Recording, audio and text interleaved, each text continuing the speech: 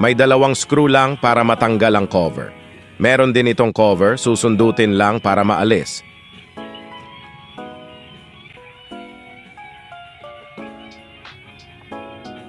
At ito naman ang pangalawa. Pag matanggal mo na ang mga screw, hatakin mo lang.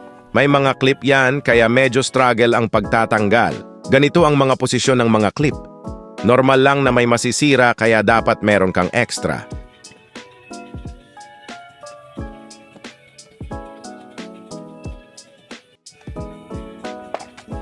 Ganito lang din kadali pagkabit ng mga clip.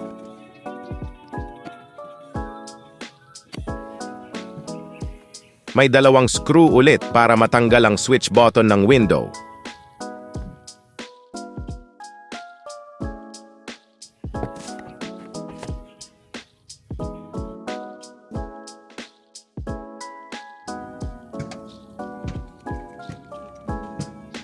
Push mo lang ang button na ito para matanggal mo ang socket.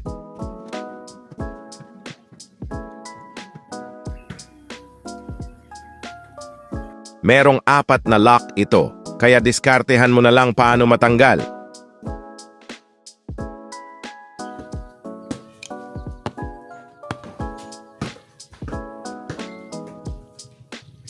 May 4 din na lock, diskartehan mo na lang din paano mo matanggal.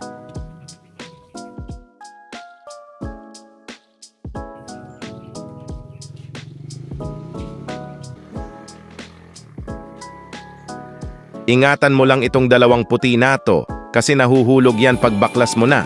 Pero madali lang din ikabit yan. Linisan mo lang yan. Yan nagkokos ng loose contact.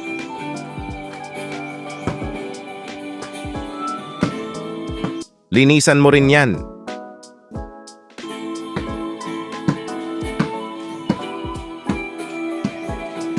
At saka yan.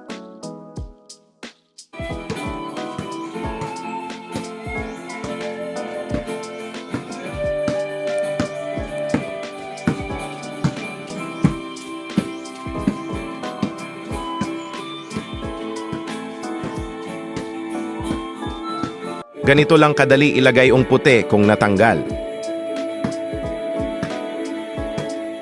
Ibalik mo na at subukan kung gumagana na.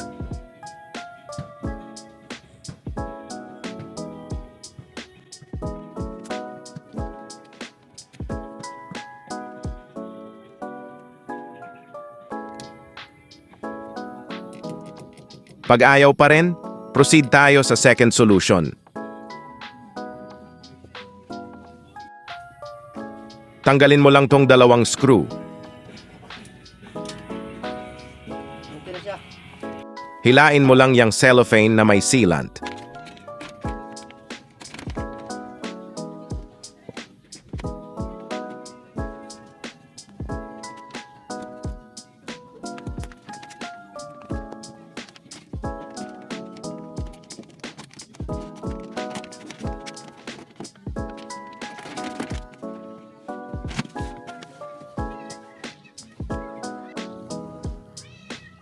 Tanggalin mo ang 3 mm para mahugot mo ang motor ng power window.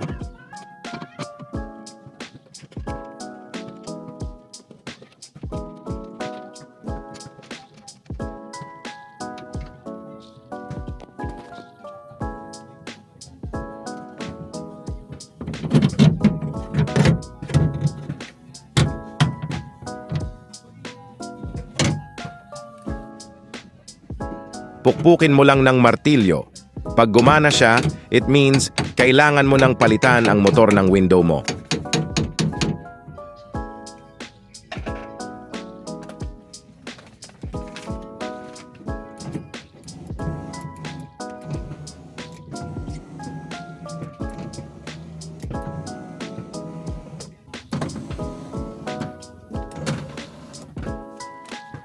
Maraming salamat sa panonood. Hanggang sa susunod nating video,